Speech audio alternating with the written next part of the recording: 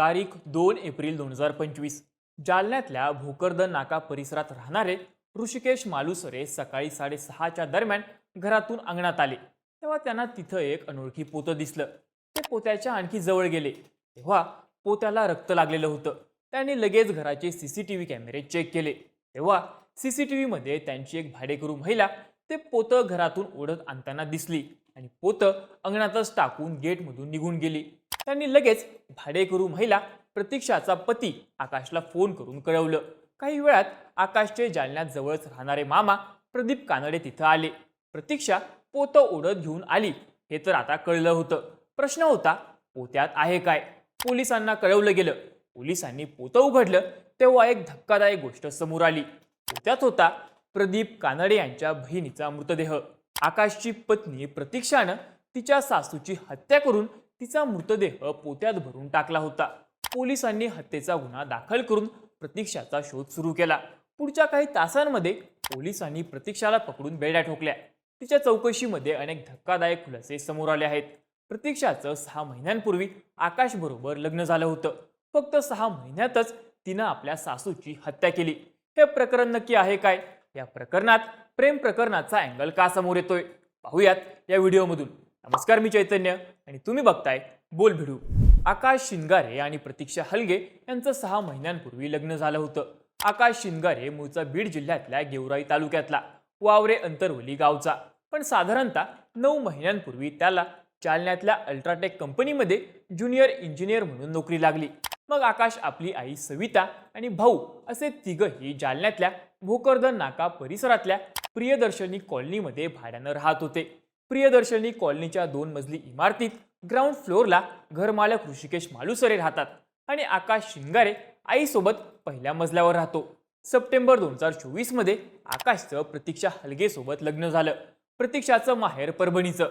मग लग्नानंतर प्रतीक्षा पती आकाश, सासू आणि धीरासोबत जालन्यातच राहत होती. पण लग्नानंतर प्रतीक्षा सतत दुसऱ्या कोणत्या तरी मुलासोबत फोनवर बोलत असायची.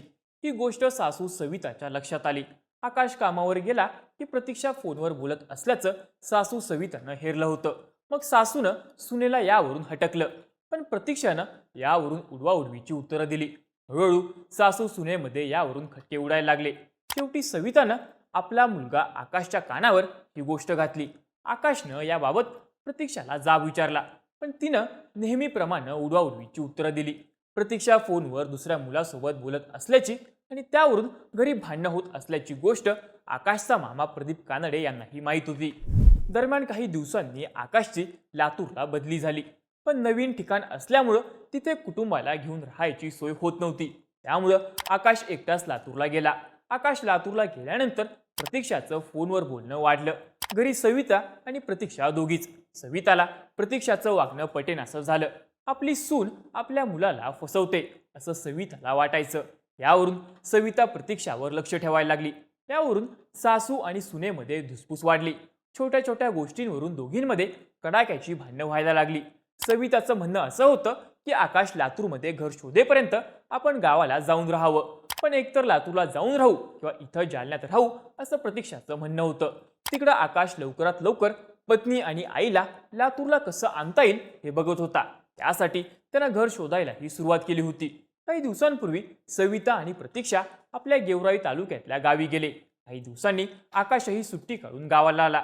काही दिवस आकाश पत्नी आणि आईसोबतच गावात राहिला. मग 28 मार्च 2025 ला आकाशनं आई सविता आणि पत्नी प्रतीक्षाला पुन्हा जालन्यातल्या प्रियदर्शनी कॉलनीतल्या भाड्याच्या घरी सोडलं आणि तो लातूरला निघून गेला. 30 मार्चला गुढीपाडवा होता. प्रतीक्षा आणि सविता दोघीही जालन्यातल्याच हनुमान नगर इथे आकाशचे मामा प्रदीप कानडे यांच्या घरी राहायला गेल्या. 2 दिवसांनी म्हणजेच 1 एप्रिलला सकाळी 11 वाजता त्या दोघी आपल्या प्रियदर्शन कॉलनीतल्या घरी आल्या. काही वेळानं प्रतीक्षा कोणासोबत तरी फोनवर बोलताना दिसली.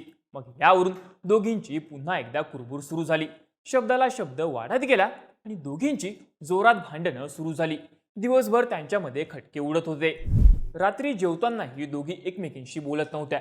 प्रतीक्षाचं लक्ष अधूनमधून फोनकडे जात होतं. झोपायच्या वेळी प्रतीक्षा पुन्हा फोनवर बोलायला लागली आणि दोघींची पुन्हा भांडणं सुरू झाली. सासू सतत आपल्याला फोनवर बोलण्यावरून टोकत असल्यानं प्रतीक्षाचा संताप अनावर झाला. मध्यरात्री 2:30च्या सुमारास सासू सविता बाथरूमला जाण्यासाठी उठली. त्यावेळीही दोघींमध्ये कुरबुरी झाल्या. 12 तासातलं हे दोघींचं तिसरं भांडण होतं. पण यावेळी हे भांडण टोकाचं होतं. आपली सून आपलं काही ऐकतच नाही हे बघून सवितानं प्रतीक्षाच्या 2 कानाखाली लगावल्या. यामुळं प्रतीक्षा बिथरली. तिला राग अनावर झाला. दोघींनीही एकमेकींना मारायला सुरुवात केली. दोघीही एकमेकींचे केस धरून ओढायला लागल्या. कुणीच नमतं घेईना. तेव्हा तिथं जवळच असलेला चाकू घेऊन सासू सविता प्रतीक्षाच्या अंगावर धावून गेली. दोघींमध्ये झटापट झाली आणि या झटापटीमध्ये प्रतीक्षाच्या हाताला चाकू लागला. तेव्हा प्रतीक्षानं सविताचं डोकं भिंतीवर आपटलं. यामुळं सविताच्या हातातला चाकू खाली पडला. सविता डोकं धरून जमिनीवर कळवळत पडली. प्रतीक्षानं चाकू उचलला आणि सविताच्या मानेवर, तोंडावर, कानाखाली वार केले. या वारानं जखमी झालेली सविता जमिनीवर तडफडत होती. काही वेळानं तिचं तडफडणारं शरीर शांत झालं. रागाच्या भरामध्ये आपण काय करतोय याचं प्रतीक्षालाही भान नव्हतं. हळूहळू प्रतीक्षाचा राग कमी झाला आणि आपल्या हातून सासूची हत्या झाल्याचं तिच्या लक्षात आलं. सविताचा मृतदेह रक्ताच्या थारोळ्यात पडला होता. हे बघून प्रतीक्षाला काय करावं हे सुचेना. मग तिनं सविताचा मृतदेह बाहेर कुठेतरी नेऊन टाकायचं ठरवलं. पण मृतदेह बाहेर कसा न्यायचा हे तिला समजत नव्हतं. तिनं घरातली 2 खतांची रिकामी पांढरी पोती काढली. ती पोती एकात एक घातली. मग सविताचा मृतदेह दुमडून त्या पोत्यामध्ये घातला. पोत्याचं तोंड घट्ट बंद केलं. पण घरात फरशीवर, भिंतीवर रक्त सांडलेलं होतं. तिनं भिंती आणि फरशीवरचं रक्त पाण्यानं धुवून काढलं. तिला काहीच पुरावा मागे सोडायचा नव्हता. 1.5 तास घालवून तिनं सगळं साफ केलं. मग ती घरातून बाहेर आली.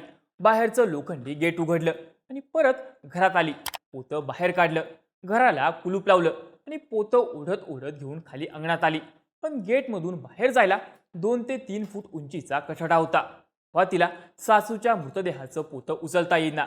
10 मिनिटं प्रतीक्षानं पोतं उचलायचा, ओढायचा प्रयत्न केला. पण तिला काही केल्या ते पोतं बाहेर नेता येईना. प्रतीक्षा खूप घाबरली होती. तोपर्यंत पहाटेचे 5 वाजले होते. थोड्या वेळात सकाळ होईल आणि आपण पकडली जाऊ या विचारानं ती अजूनच घाबरली. शेवटी सासूचा मृतदेह असलेलं ते पोतं तिथंच टाकून प्रतीक्षा बाहेर गेली. तिला पहाटेच्या वेळी कुठलंही वाहन न मिळाल्यामुळं ती अर्धा तास चालत चालत तशी जालना बस स्टँडला गेली. तिथून तिनं रेल्वे स्टेशन गाठलं आणि ती परभणीत आपल्या माहेरी गेली. दरम्यान पोलिसांनी तिचा मागोवा घेत अवघ्या काही तासांमध्ये तिला अटक केली. त्यानंतर प्रतीक्षानं आपल्या गुन्ह्याची कबुली दिली. पोलिसांच्या प्राथमिक तपासानुसार किरकोळ भांडणातून ही हत्या झाल्याचं सांगण्यात आलंय. आकाश लवकरच आई आणि पत्नीला आपल्यासोबत लातूरला घेऊन जाणार होता. पण फोनवर बोलण्याच्या वादातून आपल्या पत्नीनं आपल्या आईची हत्या केल्याचं समजल्यावर आकाशला हा धक्का सहन झाला नाही. पण या प्रकरणामध्ये अजूनही काही प्रश्न अनुत्तरित आहेत. प्रतीक्षा कोणाबरोबर फोनवर बोलत असायची? फक्त घरगुती वादातून प्रतीक्षानं सविताची हत्या केली? यात प्रेम प्रकरणाचाही अँगल आहे. याचा पोलीस शोध घेत आहेत. या सगळ्या प्रकरणाबद्दल तुम्हाला काय वाटतं? तुमची मतं आणि प्रतिक्रिया आम्हाला कमेंट करून नक्की सांगा.